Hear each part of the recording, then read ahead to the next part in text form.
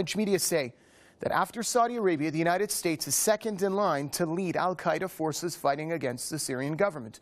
The French paper Le Figaro says the weapons used by the insurgents in Syria are initially purchased by Saudi Arabia from different black markets. The report says these weapons, which include Israeli missiles, are then transferred to a number of cells on the outskirts of the Syrian capital, Damascus.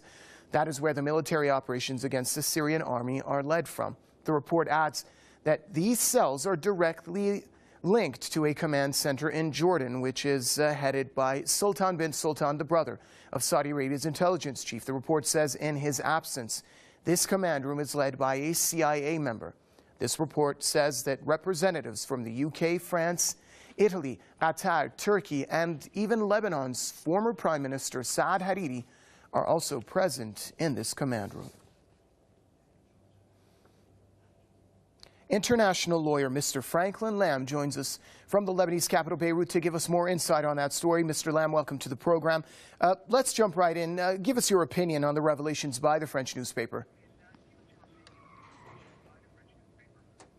Well, I think they're credible. I think they're widely believed and have been over the past nearly 1 year as more and more similar reports and evidences surface. So I think that even if we accept that Turkey and Qatar and Saudi Arabia, and I think we must, are overtly supporting al-Qaeda and the terrorist groups, I think that the West is doing it indirectly, maybe sub-rosa, maybe not totally comfortable with it, but the combination of both forces means that the al-Qaeda has enormous firepower and enormous encouragement to expand its operations because of the funding from the West and the Gulf. And how do you perceive the level and the extent of the involvement of those regional parties as revealed by Le Figaro?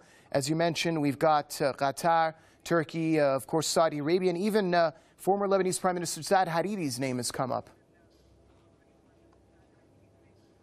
Yeah.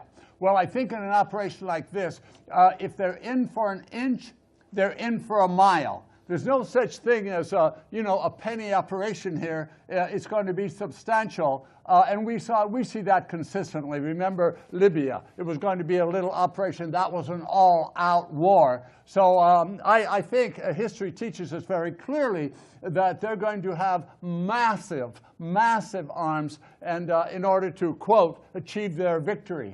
So I think it's going to increase unless a stop is put to it. All right, thank you very much, international lawyer Mr. Franklin Lamb, joining us from the Lebanese capital, Beirut.